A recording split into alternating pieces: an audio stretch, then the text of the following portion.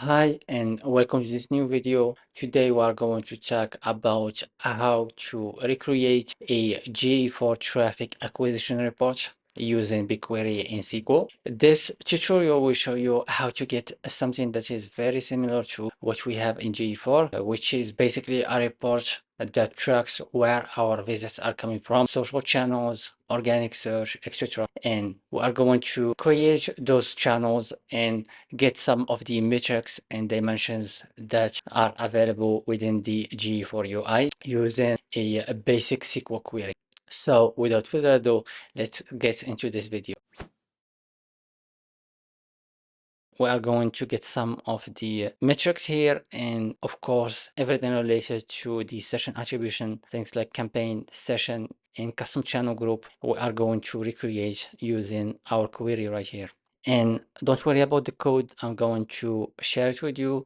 We are going to break our query through 3 steps. The first one is extracting the fields. Here we are going to unnest the session ID, the user ID, etc. using a basic scalar query. The second step is getting our channel group. We are going to define our channel groups using what we worked on the first field, on the first query, calculate some of the sessions metrics, and finally we are going to wrap it up by doing even more calculating like the average engaged time per session and other metrics that we did some work on the previous session, and making all our fields session level. So that's pretty much it. You will get the gist of the query once we start writing it, but this is an overview of the whole process that we are going to go through.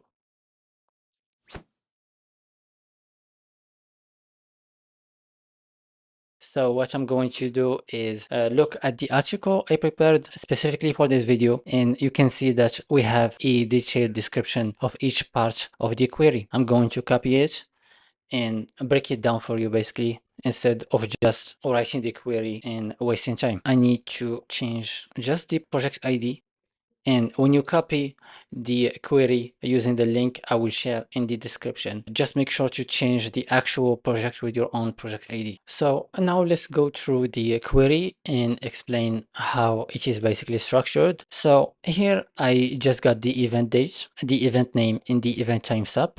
I used a function called parseDate to format the date properly, because in the exported GA4 table it is not. Then you can see here that I commented define conversion. This case statement, what will do, it will evaluate the event name field, which is here as well. And if the event name is either file download or when someone schedules a Calendly meeting, it is considered for my business as a key event or conversion. The second comment we have here is get session ID, define sessions, and engage sessions, is to get the session ID by extracting this field from the exported GA4 table. I've done basically the same thing for the unique sessions and sessions engaged. The only thing that changes is basically the key that I get from the table. I got as well the engagement time. This will help us later on to calculate the average engagement time. Then I moved to extracting the medium, campaign, and sessions, which are available as columns in the GA4 exported table. I've done the same thing for the country, region, and city, as well as device date. I made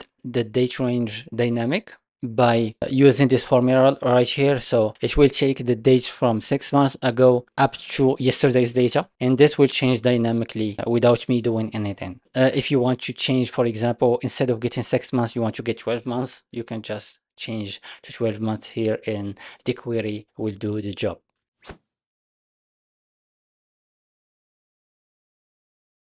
Okay, so we move to the second phase of our query preparation. We need to calculate some metrics and do a custom channel grouping using the source and medium fields. The query starts from here, from line 31. And basically what we've done here is, first, we got some of the older fields that were available in the flat table that we extracted. We converted the engagement time, which was in the milliseconds, by dividing it by 1000 to engagement time in seconds, which is what is available in GA4. We get the key event, which we calculated in line 7 here using a case statement. If it's a file download or a scheduled meeting, we have a key event here. We did a definition of the engaged sessions. In here, basically, it is another case statement. When we have a session engaged that is equal to the string 1, we return the session ID. All the engaged sessions in the exported table have this number 1 or 0, depending on whether it is engaged or not. And here we just defined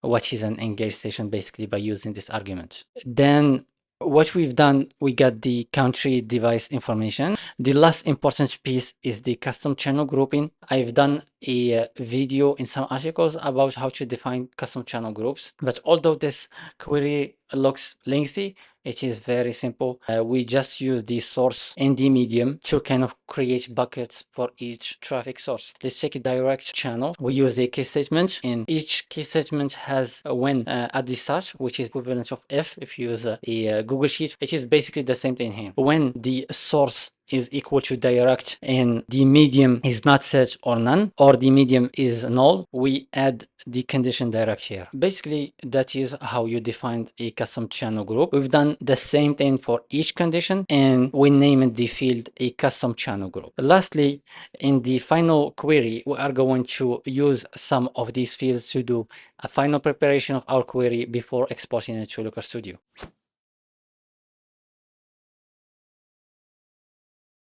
Okay, so now we reach the final stage of our query preparation. This is the part where we'll do the final calculations to get some of the session metrics we talked about in the first part of the tutorial.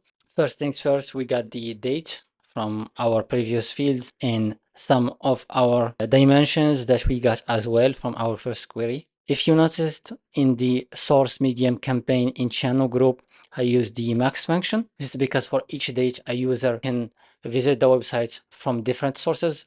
Let's say he visits the website, gets an email, and then opened a new session a few hours later from his email. We don't want to see multiple sources and mediums for each user for a specific date. So what we can do is use the max function, which will basically give us the greatest value to simplify basically the attribution. We move to the sessions calculation, and here basically I use a save divide. What this function does, it will basically take the first value here and divide it by the value after the comma. Once the version process happens, it is rounded to 2 decimal numbers. I used the key event or the count of conversions and divide it by the number of sessions to get the conversion rate for each session. I calculated the engagement time by dividing the sum of the engagement time by the sum of sessions or the count of sessions to get the engagement time per session, the average. And for the engaged sessions, it's basically a ratio of the number of engaged sessions divided by the total number of sessions to get the engagement time.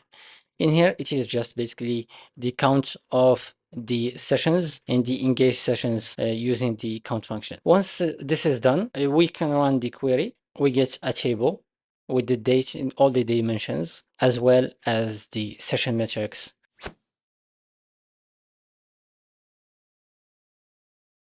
We prepared the query and exported an exploration report to Looker Studio just to look at our data. And as you can see, I've got my channel groups here in the sessions and engaged sessions. When I compare this data to what I have in GA4, I get an exact match for the engaged sessions. And for the sessions, there is about 10 sessions difference. In sessions, I've got about 184, and engaged sessions is exactly the same number. So the numbers pretty much are close, which is good enough for me. I hope you found this video helpful, and let me know if you have any questions in the comments. I usually respond, and I will leave a link to the detailed article for my query in the comments as well. So until next time, and thank you for watching.